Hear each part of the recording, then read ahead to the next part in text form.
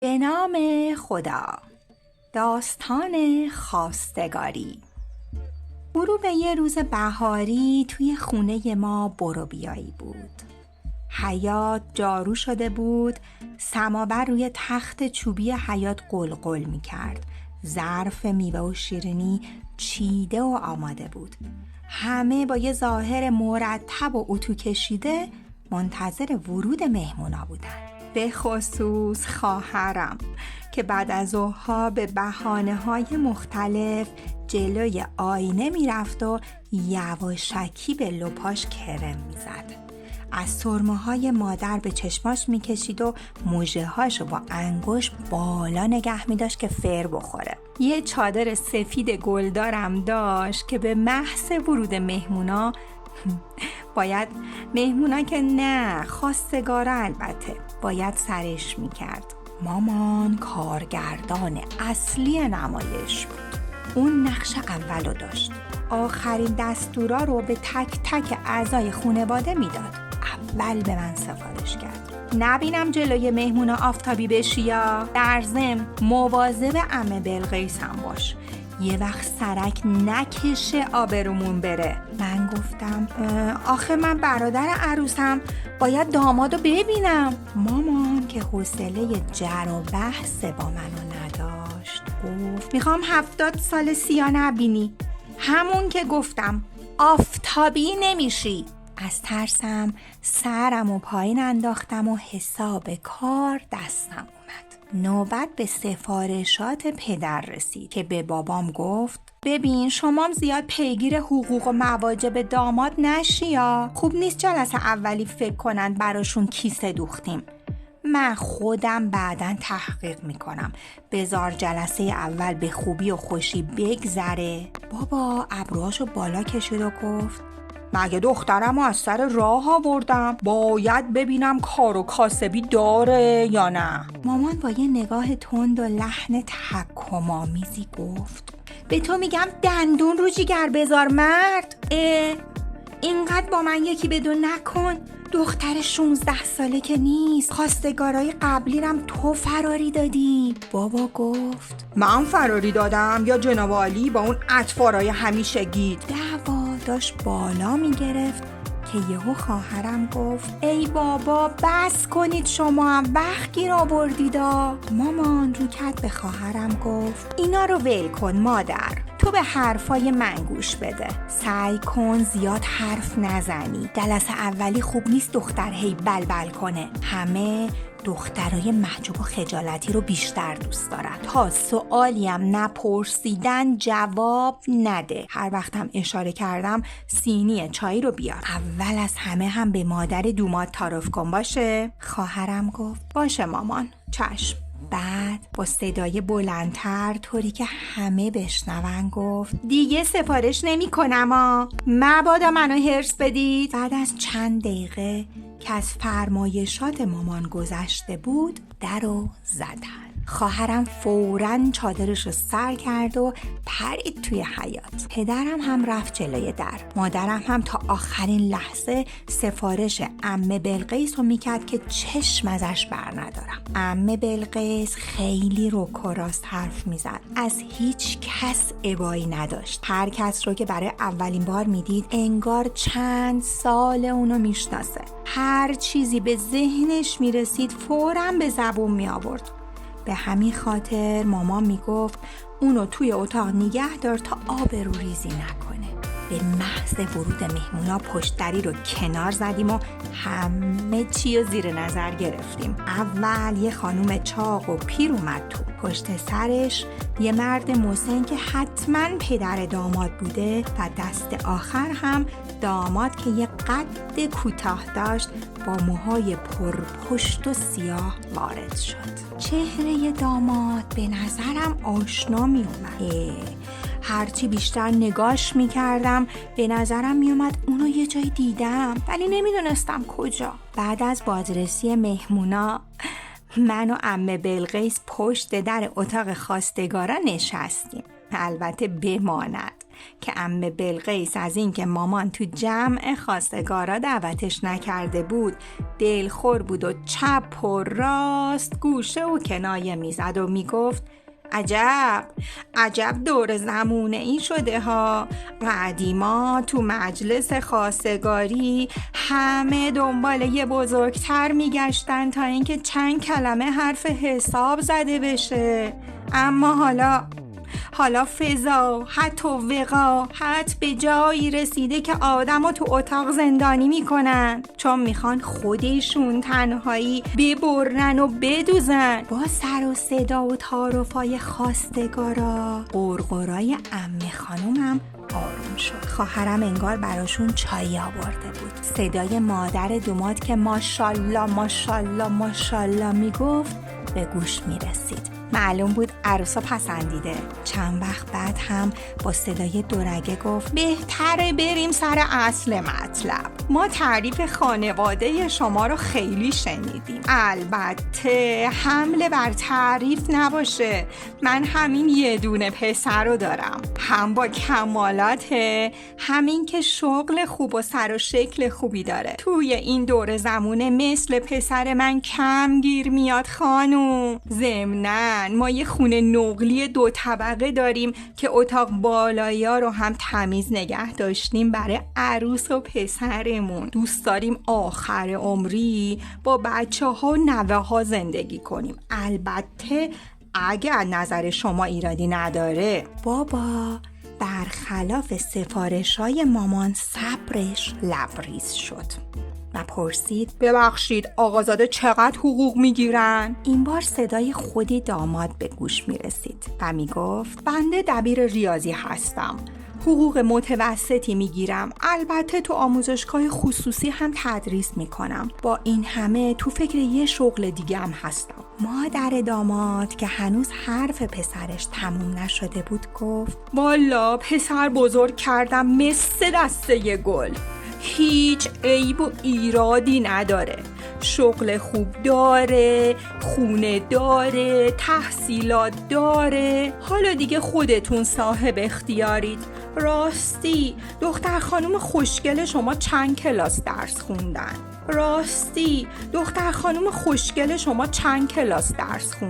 مامانم با اولین سوال چون میخواست از مادر دوماد عقب نیفته سخنرانی مفصلی درباره فضایل اخلاقی و هنر و کمالات خواهرم راه انداخت. اونقدر ادامه داد تا مادر دوماد حرفشو برید و گفت البته همه از کمالات خانواده شما خبر دارن، کاملا پیدا سرکار خانم. اینطوری که 2 طرف از همدیگه تعریف میکردن انگار همدیگر رو پسندیده بودن. موقع خدافزی قرار جلسه بعدی رو هم گذاشتن. به محض رفتن مهمونا پریدم توی اتاق پذیرایی و یه شیکم سیر میوه و شیرینی خوردم. بابا و مامان بعد از بدرقه مهمونا عمه بلقیس رو صدا زدن و شروع به تعریف کردن، بی خبر از این که خودمون همه چیزو میدونستیم. بابا ساکت بود و نظر خاصی هم نداشت. مامان که دید ما چیزی نمیپرسیم گفت شما نمیخواید بدونید دوماد چه شکلی بود؟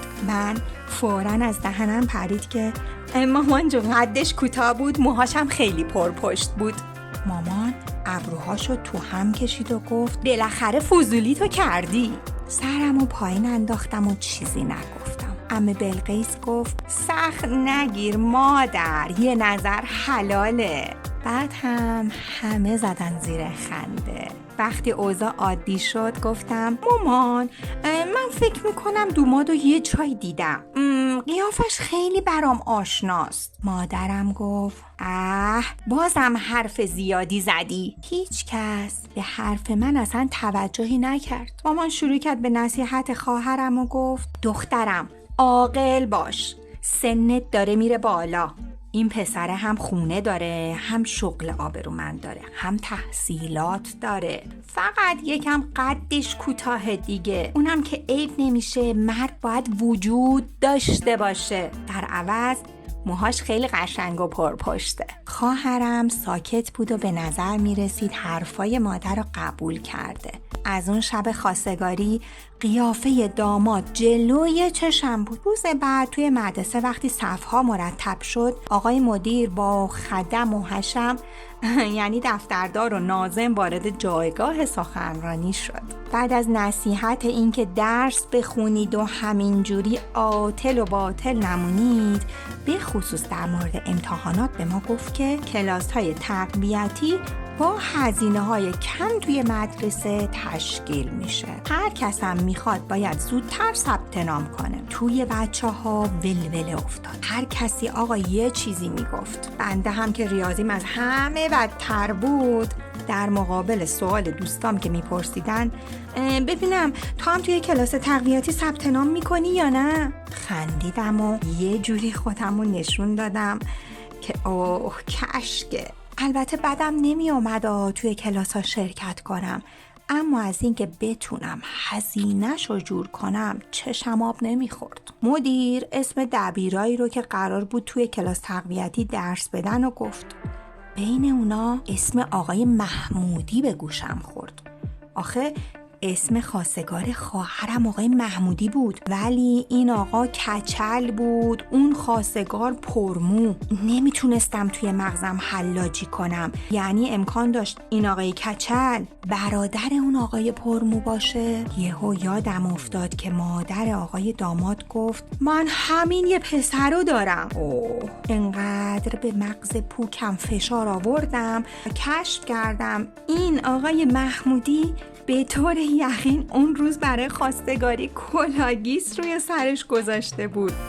واسه همین چهرش اینقدر تغییر کرده بود. بعد از دستیابی به این معمای بی اختیار با صدای بلند زدم زیر خنده. بچه‌ها گفتن مگه خول شدی؟ چرا اینجوری میخندی ها؟ اول خواستم موضوع کلاهگیس رو تعریف کنم، اما بعد پیش خودم فکر کردم اگه این وصلت شکل بگیره بنده به عنوان برادرزن باید حفظ آبرو کنم.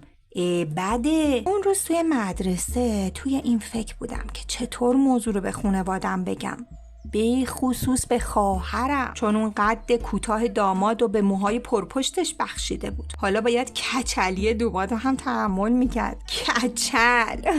از وقتی فهمیدم آقای محمودی احتمالاً شوهر خواهر بنده است، قند تو دلم آب شده بود. نمره 20 ریاضی رو توی کارنامه‌ام میدیدم.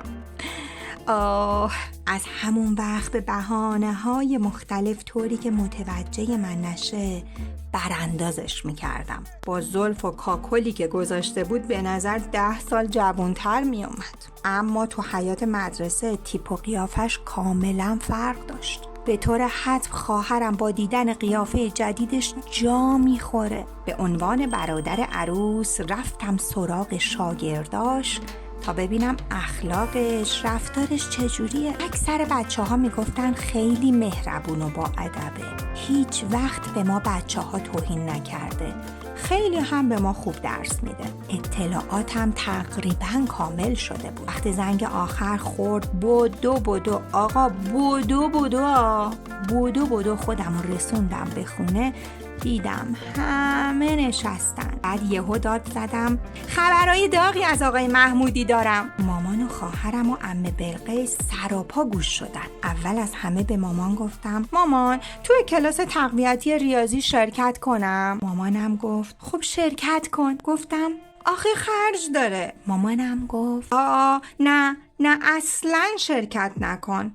حالا این موضوع چه ربطی به آقای محمودی داشت؟ گفتم آخه کلاس تقویتی دست آقای محمودیه. یهو مامان و خواهرم یه صدا گفتن مگه تو مدرسه شما درس میده؟ گفتم بله، امروزم درباره اخلاق و رفتارش تحقیق کردم.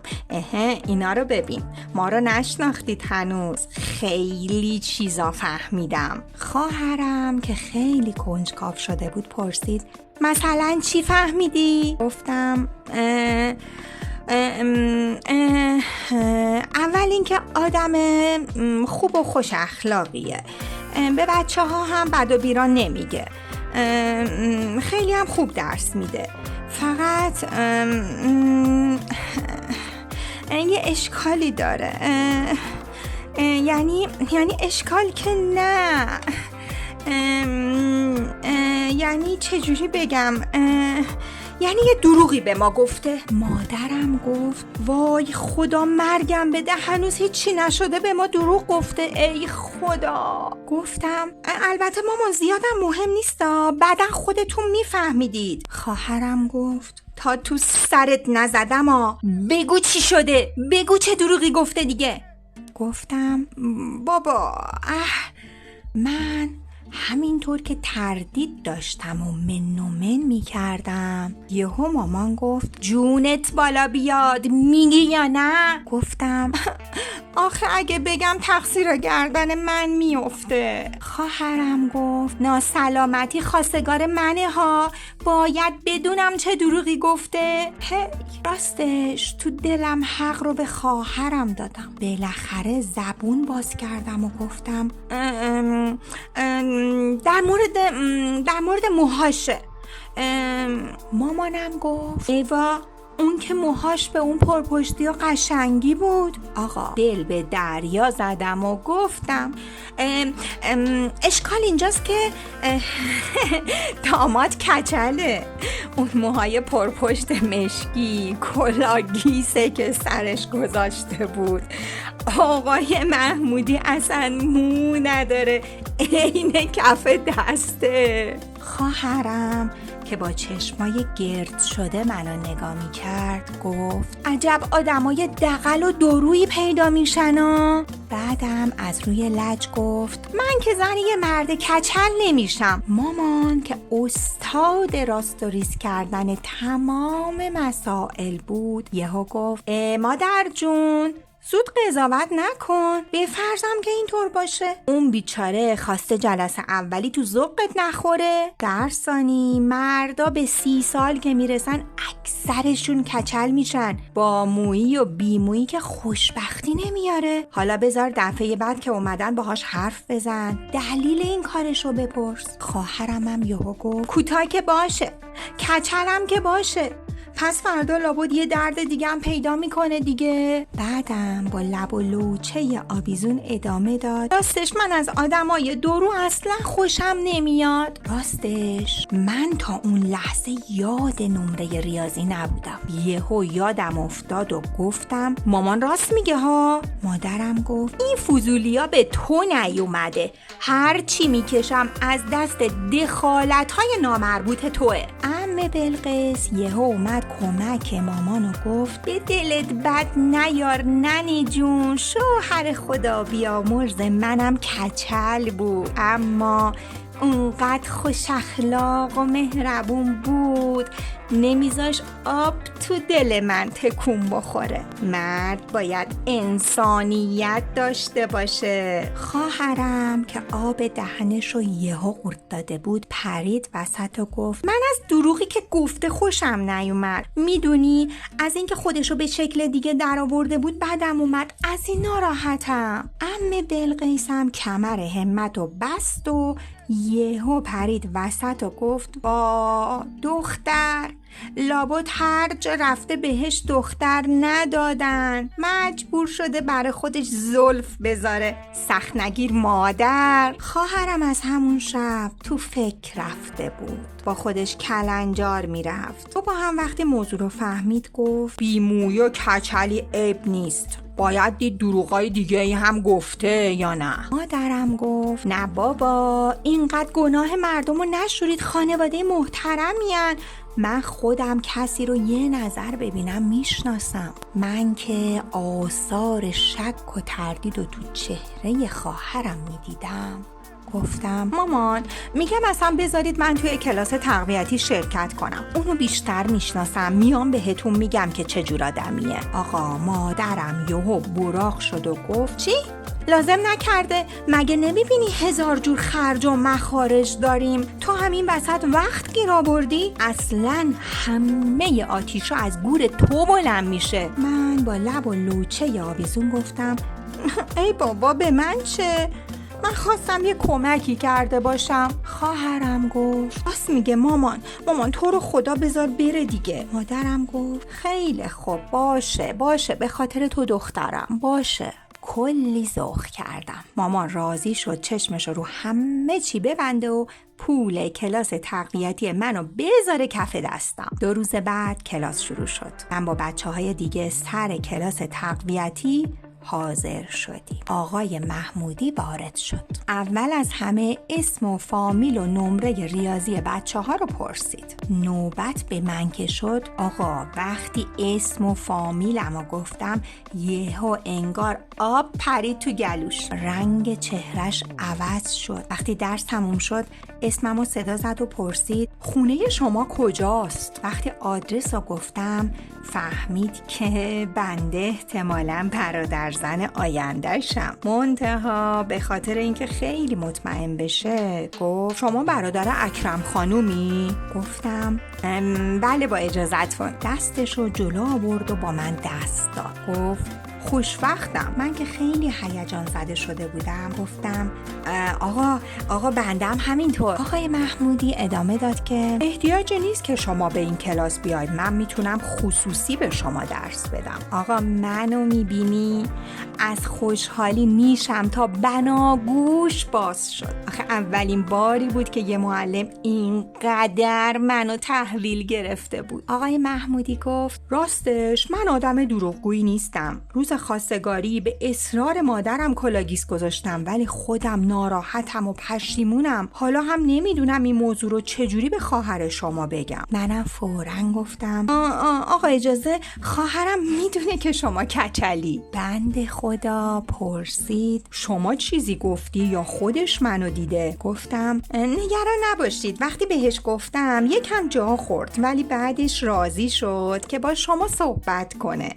میگم آقا شما هم سر قرار تشریف بیارین دیگه. با شنیدن این حرف انگار یه بار سنگین از رو دوش این بنده خدا برداشته شد و خوشحال شد. جلسه بعد که قرار بود خواستگارا برای بار دوم بیان، بازم مادر سفارش میکرد بچه‌ها کچلی آقای محمودی رو به روی خودتون نیاریدا. بهتره یه حرفایی بزنیم که جنبه برخورد طبیعی و معمولی داشته باشه. خواهرم گفت باشه مامان باشه. منم گفتم بله طبیعی، کچلی ایشون کاملا طبیعیه. مادرم گفت باز شروع کردی تو؟ خواهرمو میگی؟